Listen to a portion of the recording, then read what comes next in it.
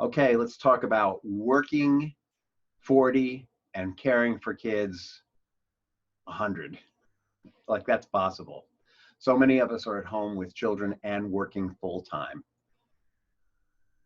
You've probably figured out some things, but I'm going to speak as if you're absolutely up against it, like this mom behind me. The first thing to do, and I'm talking about co-parenting here, two people parenting together. The first thing to do is you want to the best of your ability, restore your original schedules. That means getting up at the time you used to get up, showering when you used to shower, attempt to work at the hours that you used to work. So both of you sit down and map out what that would look like. Both parents sit down and map out what that would look like. The next step would be for both of you to compare your notes and see where the overlaps are. And if you both work 9 to 5, there's going to be heavy overlaps. And so in order to make it work, you're going to have to break your normal schedule somewhat and figure out who's going to have the children at what periods of time.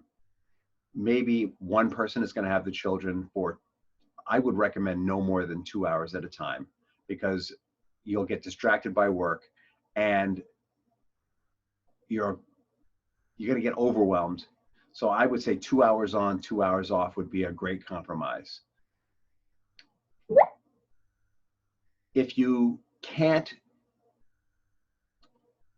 make the time to sit down and talk, what are you going to do? Normally I would say, oh, have date night, but except none of us can have date night.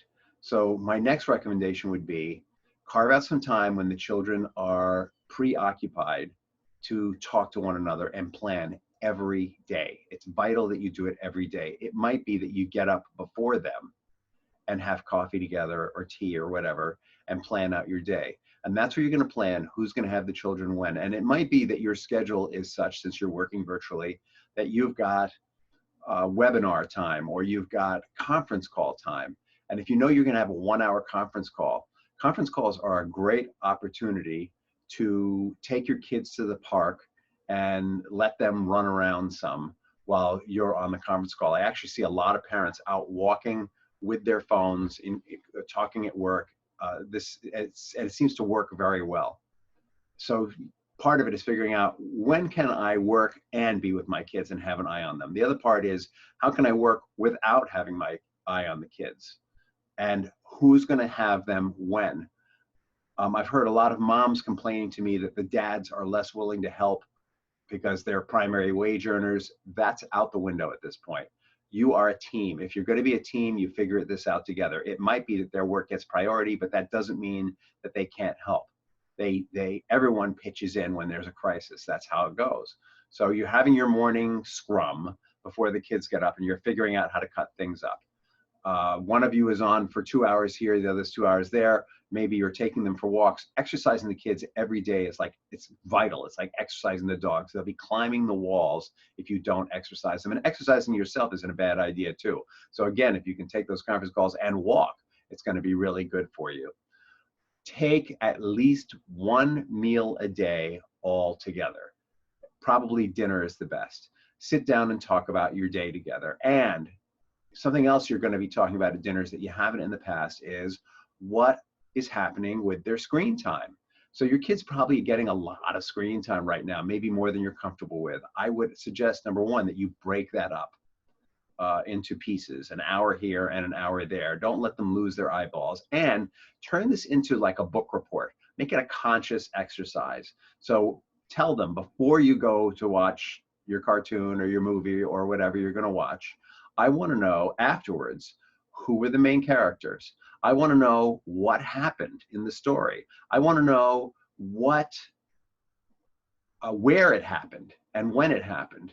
I want to know what the conflict was in the story, and I want to know how they resolved it. These are the key elements of any story. Who, where, when, conflict, resolution. These are the key elements.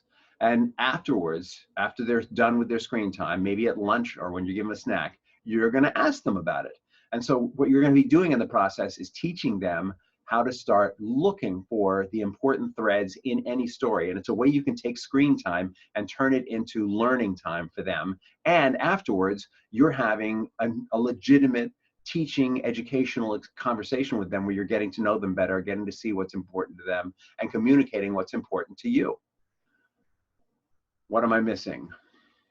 Meals together, video time, exercise we hit, scheduling. All right, so the other part is one of you may want to alternate this.